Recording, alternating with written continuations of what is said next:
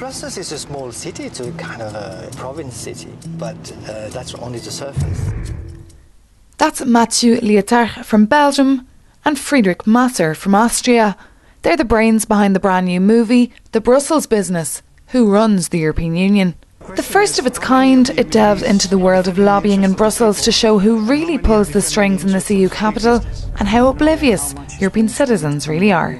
I'm honestly very much convinced that if we don't have a change coming up in the public debate, an open, serious, differentiated public debate coming up about the EU and how to integrate the citizen much more into this framework, into this political framework, the EU will implode within 5 years. I'm completely convinced about this. I'm from Belgium, and it's true that for us living here, Brussels and the EU border is always looked at something a bit what's going on there. It's not a word, all right? And then I started to study political sciences. So there you start looking at power. Political science is the sociology of power. And then I started to get really interested in what's going on there. And what really interested me is that in the academic literature today, you have people talking about member states or the Commission, right? And very few people talk about the lobbying behind it. And after a few years, I made my bachelor and my master, then a PhD on the topic. I said, now I have to do a film in order to tell people which are not in the academia what is lobbying about. And this is where I met Friedrich. And we started to work together. What brought me to the subject actually was my first film that I did in 2001, which was a film about the variety of languages in Europe, and I was traveling in all these European countries of the EU 15 by then, making interviews with people and shooting there. And then I needed some archive material, and I got it from the European Commission and from the European Parliament. And something like 2 months after, there came an email to me proposing me a weekend crash course on how the EU institutions work for the incredible low sum of 1,750 euros plus VAT. And I thought, that's completely crazy, because this is like what you get, it's like a month's salary.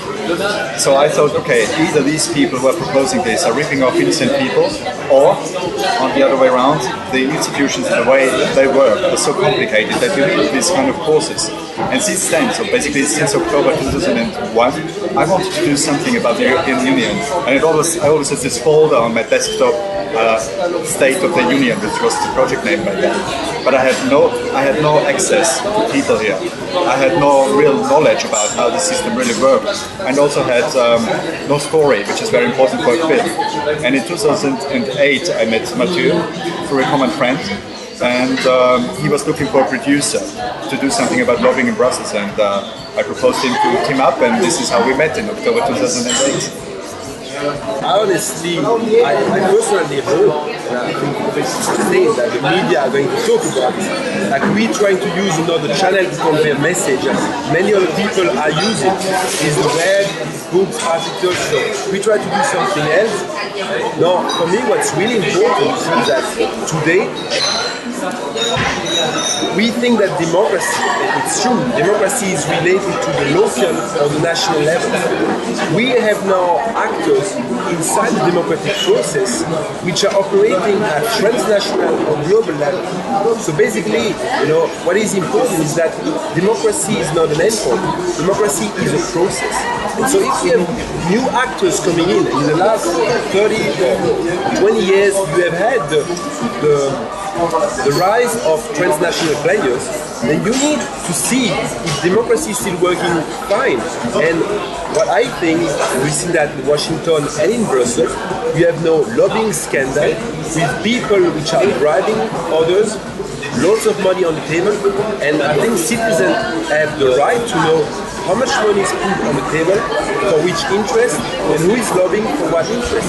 This is really important. Otherwise, we talk about democracy, we talk about the Parliament, the Commission, but that's not the whole story. We need to understand how lobby works. There is something which has not been sufficiently said. There is an enormous need of information.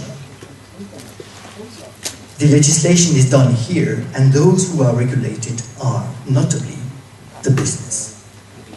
And there is a need since the 60s already, immediately when the institutions have been put in place. There was a need that something is going to happen and it's going to apply to us, decided in Brussels. We need to go there. Brussels is a very unspectacular place, but the power that is concentrated here is just so huge.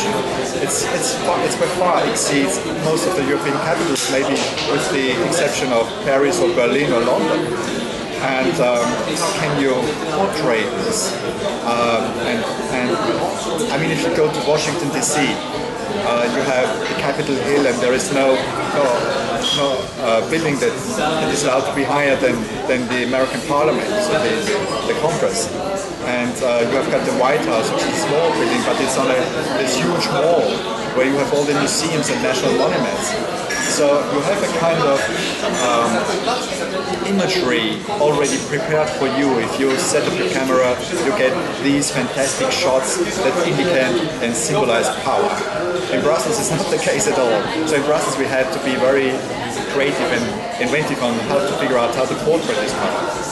And one of the things that were clear for me from the beginning was that we had to do some aerial shootings to show the structure of this European district. Brussels is the second biggest capital of industry lobbying in the world and catching up quickly.